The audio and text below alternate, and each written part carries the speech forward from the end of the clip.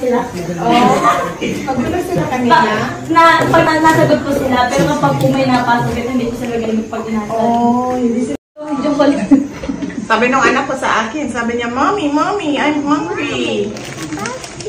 Tapos sabi ko sa kanya, what do you want to eat? Ano sagot niya? Chocolate!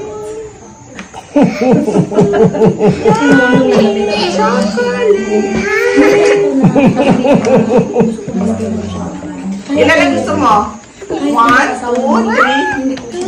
3, 4, 5, 6, 7,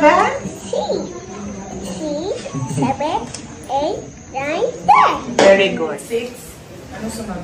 Grade 7, grade 8, grade 9, ano sunod? Grade 10, ano sunod? Grade Ano sunod? At ano sunod nun? Ha? Wala na grade 13. Ang susunod nun ay college. Diba? Natapos tayo ng grade 1. Magandang hapon. Ako po si Inday Sara Duterte. Ako ang pangalawang Pangulo ng ating bansa. Kasama ko yung dating ninyong si Congressman Lord Alan Velasco. Kilala niyo siya.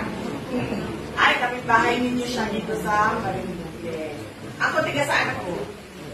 Tama yung hula nung nandoon sa kabilang classroom. Manghula kayo. Tiga Manila, tiga Palawan, tiga Cebu, tiga Bohol, tiga Davao.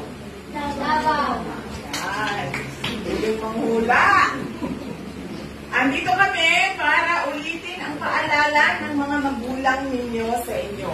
Una, kailangan natin mag-aral ng mabuti para makapagtapos ng pag-aaral. Bakit mahalaga yun? Bakit kailangan natin magtapos ng pag-aaral? Upang makatulong sa magulang. Ano pa?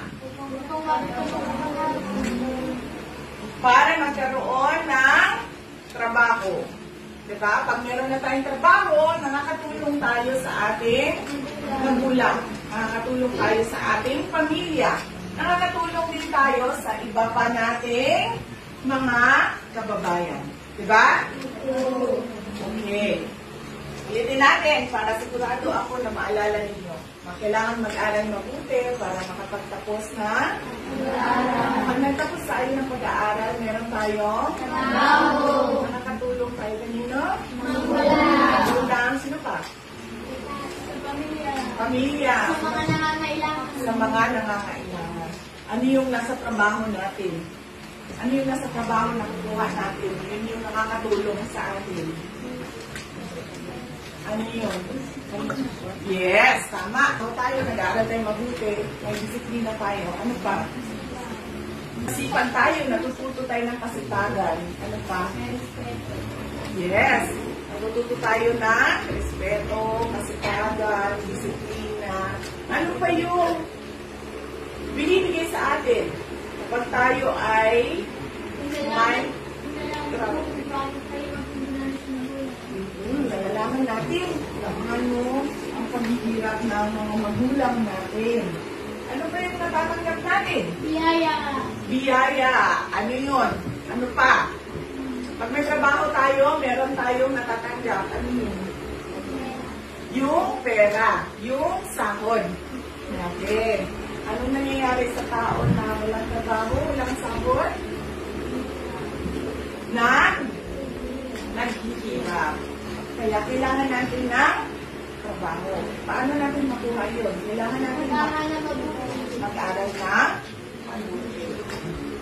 Kailangan natin bilisan dahil uulan na at mababasa kayo sa ulan. May mga tanong pa ba kayo? Question. Wow!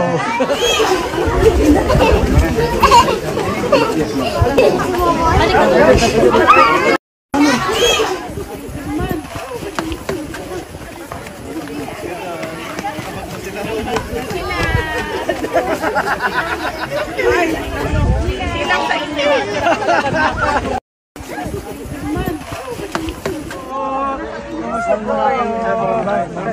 Day Sara.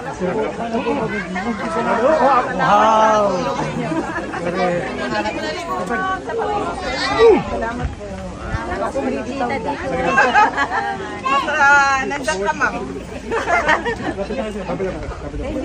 Ma'am, pwede pa pipili sa kanya ko. Oh, sige, ma'am. Dito ako sa gilid. Kay Vice, dito naman po kami. Nandiyan pa si Susi? Ay, Wilin. Pamimigay sa mga bata. And syempre, nagpapasalamat kami sa suporta ninyo. Salamat din po ng maraming. Pauwi na ang aming bisita, Vice President Sara Duterte. Ayan na sila, palis na.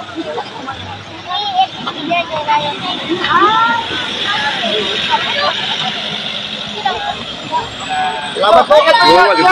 Ingat po! Nasa si Kungalan. Claro na. Normal.